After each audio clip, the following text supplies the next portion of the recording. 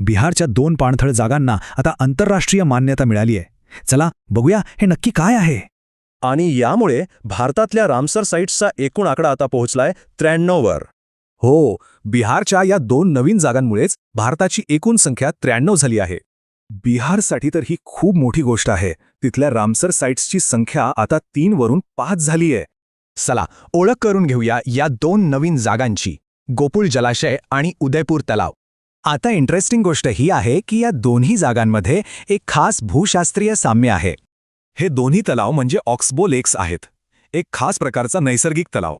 सोप्या भाषेत सांगायचं तर नदीने आपला मार्ग बदलल्यावर मागे राहिलेले यू आकाराचे तलाव. यातला उदयपूर तलाव तर स्थलांतरित पक्ष्यांसाठी एक महत्त्वाचा थांबा आहे, खास करून पोचाडसारख्या प्रजातींसाठी. पण रामसर साइट म्हणून ओळख मिळण्याचा नेमका अर्थ काय होतो? याचं मुख्य उद्दिष्ट आहे पाणथळ जागांचं संरक्षण आणि त्यांचा योग्य प्रकारे वापर करणं. म्हणजेच त्या पाणथळ जागेला आता जागतिक स्तरावर खूप महत्त्व दिलं जातं.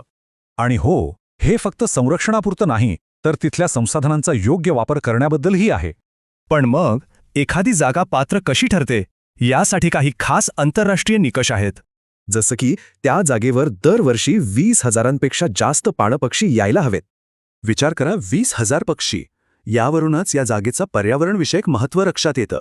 या सगळ्याची सुरुवात झाली 1971 मध्ये इराणच्या रामसर शहरातून. भारत यात 1982 साली सामील झाला. आज भारतातली ही 93 स्थळं मिळून तब्बल 13 लाख हेक्टरहून अधिक परिसराचं संरक्षण करतात.